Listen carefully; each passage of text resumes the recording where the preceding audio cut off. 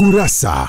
Mtazamaji wa EA TV, karibu katika Kurasa, upate dakika chache za kufahamu machache kati ya mengi yaliyotufikia mezani kwetu kwa hii leo. Tuanze kupekulia kurasa kwa hili. Madereva bajaji wenye ulemavu wanaofanya shughuli zao kutoka kivukoni Feri hadi Mnazi Mmoja wameiomba serikali kupitia kwa Rais wa Jamhuri ya Muungano wa Tanzania Dr. Samia Suluhu Hassan kuwajali kwa kupitia mikopo ya ulemavu inayotolewa.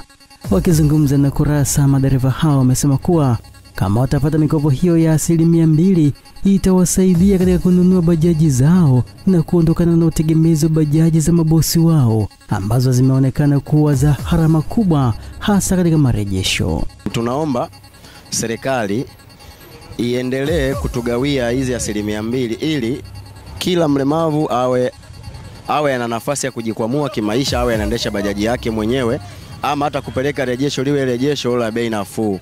Tofauti hizi hesabu ambazo wanazoendesha sasa hivi, mtu atakwambia anataka 20,000, 25,000, sijui 30,000 ya gesi.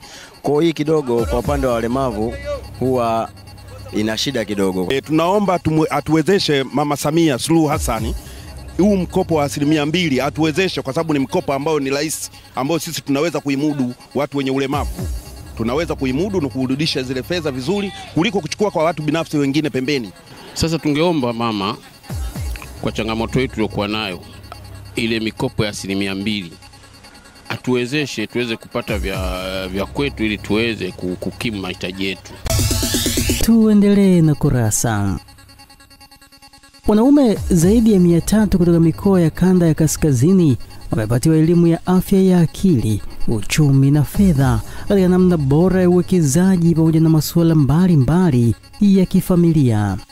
Akizungumza katika kongamano hilo, askofu wa kanisa la Kiinjili la Kilutheri Tanzania KKKT Dayosisi ya Kaskazini Dr. Frederick Shaw amesema kuwa kichwa cha binadamu kisipokuwa imara hata mwili hauwezi kusimama, huku wanaume walioshiriki mafunzo hayo wakieleza namna ambavyo wamenufaika. Vivyo hivyo, baba anapokuwa imara, familia nayo inasimama, inakuwa imara.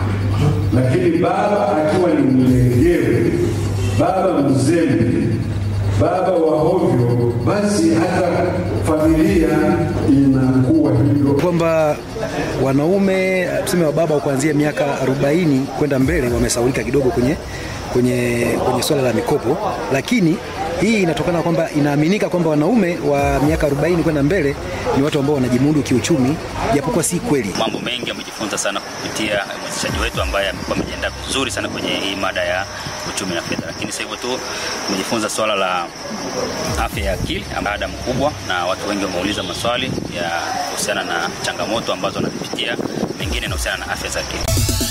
Tumalizie Kurasa kwa hili.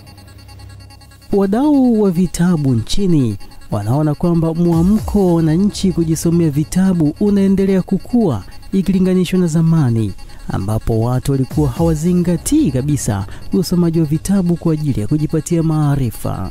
Wakiongea mwishoni mwa juma lililomalizika mkoani Dar es Salaam katika uzinduzi wa kitabu cha maisha ya Balozi Christopher Celestine Liundi ambaye amelitumikia taifa katika nyanja mbalimbali nchini, wamesema kuwa mwamko wa watu kuandika vitabu unaonyesha kwamba vinasomwa kwa wingi tofauti na miaka ya nyuma. Dira ya maendeleo ya taifa 2050 inasisitiza sana umuhimu wa kupata maarifa katika jamii. Lakini sasa jamii inapata vipi maarifa? Ina maana ili jamii iweze kupata maarifa na kuweza kutimiza malengo ya kitamaduni, malengo ya kijamii, lakini malengo ya kiuchumi na maendeleo kwa ujumla, ni lazima tuyapate maarifa kwenye vitabu. Na nadhani ujumbe huu unaanza kuwafikia watu na watu wamepata mwamko. Tunaona watu wengi wanakuja dukani, wanapiga simu, wanaulizia, wanakwenda kwenye website yetu, tunaona mauzo yanaongezeka. Lakini pia tunasikia watu wanaongelea vitabu hata huko mitandaoni pia. Kwangu mimi naona kwamba kwa kweli kuna mabadiliko. Kwa kitu chochote kile lazima kuna changamoto. Huwezi kusema kila kitu kikawa na kuna changamoto lazima hata binadamu mwenyewe unakuwa una mafanikio, lakini kuna changamoto. Tumekufungulia na kufungia kurasa kwa hayo machache kati ya mengi yaliyotufikia mezani kwetu kwa hii leo. Kesho je, kuna nini? Tafadhali usikose kuangalia kurasa.